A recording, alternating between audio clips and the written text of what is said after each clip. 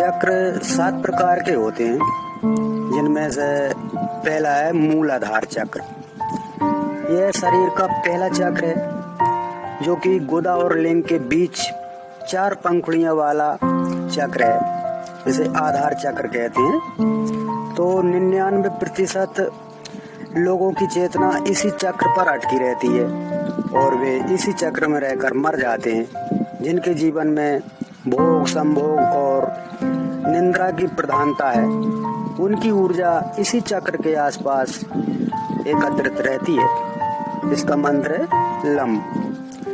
चक्र जगाने की विधि: मनुष्य जब पशुवत है, जब तक कि वह इस चक्र में जी रहा है, इसलिए भोग, निंद्रा और संभोग पर संयम रखते हुए इस चक्र पर लगातार ध्यान लगाने से यह चक्र जागृत होने लगता है।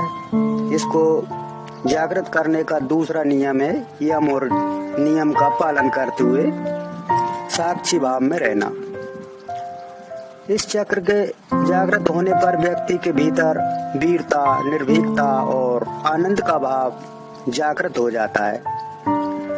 सिद्धियां प्राप्त करने के लिए वीरता, निर्भीकता और जागरूकता का होना आवश्यक है। दूसरा है स्वाधिष्ठान चक्र। यह वह चक्र है जो लिंग मूल से 4 अंगुल ऊपर स्थित है, जिसकी 6 पंखुड़ियां हैं।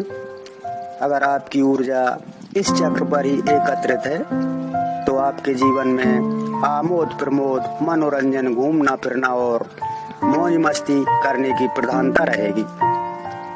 ये सब करते हुए ही आपका जीवन कब व्यतीत हो जाएगा आपको पता भी नहीं चलेगा और हाथ फिर भी खाली रह जाएंगे। इसका मंत्र है वम। इसे कैसे जागृत करें? जीवन में मनोरंजन भी जरूरी है, लेकिन मनोरंजन की आदत नहीं। मनोरंजन भी व्यक्ति की चेतना को बेहोशी में धकेलता है। फिल्म सच्ची नहीं होती, लेकिन उससे जुड़कर आप जो अनुभव करते हैं वह आपके बेहोश जीवन जीने का प्रमाण है। नाटक और मनोरंजन सच नहीं होते। इसके जागृत होने पर क्रूरता, गर्व, आलस, प्रमाद, अवज्ञा, अविश्वास आदि दुर्गुणों का नाश होता है। सिद्धियां प्राप्त करने के लिए जरूरी है कि उक्त सारे दुर्गुण समाप्त हों, तभी सिद्धियां आपका द्वार खटखटाएंगी। तीसरा चक्र है मणिपुर चक्र। नाभि के मूल में स्थित रक्त वर्ण का यह चक्र शरीर के अंतर्गत मणिपुर नामक तीसरा चक्र है, जो 10 कमल पंखुड़ियों से युक्त है। जिस व्यक्ति की चेतना या ऊर्जा यहाँ एकत्रित है, उसे काम करने की धुन सी लगी रहती है। ऐसे लोगों को कर्मयोगी कहते हैं।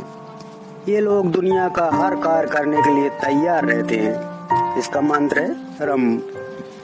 इसे कैसे जागृत करें? आपके कार्य को सकारात्मक आयाम देने के लिए इस चक्र पर ध्यान लगाएंगे।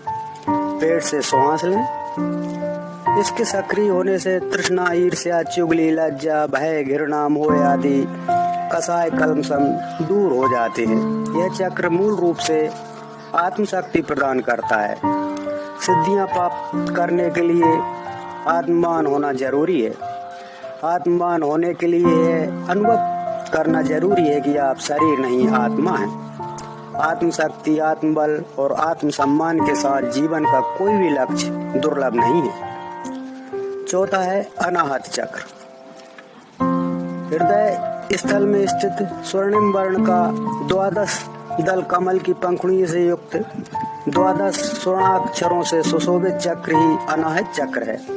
अगर आपकी ऊर्जा अनाहत में सक्रिय है, तो आप एक सृजनशील व्यक्ति होंगे। हर क्षण आप कुछ न कुछ नया करने की सोचते हैं। आप चित्रकार, कवि, कहानीकार, इंजीनियर आदि हो सकते हैं। इसका मंत्र है यम। इसे कैसे जागृत करें? हृदय पर संयम करने और ध्यान लगाने से यह चक्र जागृत होने लगता है। खासकर रात्रि को सोने से पूर्व इस चक्र पर ध्यान लगाने से यह अभ्यास से जागृत होने लगता है और सुषुप्ना इस चक्र को भेद कर ऊपर गमन करने लगती है। इसके सक्रिय होने पर लिप्सा, कपट, हिंसा, कुतर्क, चिंता, मोह, दम, अविवेक और अहंकार समाप्त हो जाते हैं। इस चक्र के जागृत होने से व्यक्ति के भीतर प्रेम और संवेदना का जागरण होता है। इसके जागृत होने पर व्यक्ति के समय ज्ञान स्वतः ही प्रकट होने लगता है। व्यक्ति अत्यंत आत्मविश्वास, सुरक्षित, शारीरिक रूप से जिम्मेदार एवं भावनात्मक रूप से संतुलित व्यक्तित्व बन जाता है। ऐसा व्यक्ति अत्यंत हितैषी एवं बिना किसी स्वार्थ के मानवता प्रेमी एवं सर्वप्रिय बन जाता है। 5वां चक्र है विशुद्ध चक्र। कंठ में सरस्वती का स्थान है, जहाँ विशुद्ध चक्र है और जो 16 पंखुड़ियों वाला है। सामान्य तौर पर यदि आपकी ऊर्जा इस चक्र के आसपास एकत्रित है तो आप अति शक्तिशाली होंगे। इसका मंत्र है हम। कैसे जागृत करें? कंठ में संयम करने और ध्यान लगाने से यह चक्र जागृत होने लगता है। इसके जागृत होने पर 16 कलाओं और 16 विभूतियों का ज्ञान हो जाता है। इसके जागृत होने से जहाँ भूख और प्यास को रोका जा सकता है, वहीं मौसम के प्रभाव को भी रोका जा सकता है। 6वां चक्र है आज्ञा चक्र। भ्रूमध्य यानी कि दोनों आंखों की बीच भ्रुकुटी में आज्ञा चक्र है। सामान्य तौर पर जिस व्यक्ति की ऊर्जा यहाँ ज्यादा सक्रिय है तो ऐसा व्यक्ति बौद्धिक रूप से संपन्न, संवेदनशील और तेज दिमाग का बन जाता है, लेकिन वह सब कुछ जानने के बावजूद भी मौन रहता है। इस बौद्धिक सिद्धि भी कहते हैं। इसका मंत्र है ओम। भ्रुकुटी के मध्य ध्यान लगाते हुए साक्षी भाव में रहने से यह चक्र जागृत होने लगता है। यहाँ अपार शक्तियाँ और सिद्धियाँ निवास करती हैं। इस आज्ञा चक्र का जागरण होने से ये सभी शक्तियाँ जाग पड़ती हैं और व्यक्ति एक सिद्ध पुरुष बन जाता है। 7वां है सहस्त्रार चक्र।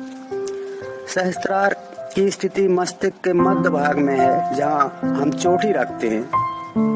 यदि व्यक्ति यम नियम का पालन करते हुए यहाँ तक पहुँच गया है तो वह आनंद में शरीर में स्थित हो गया है।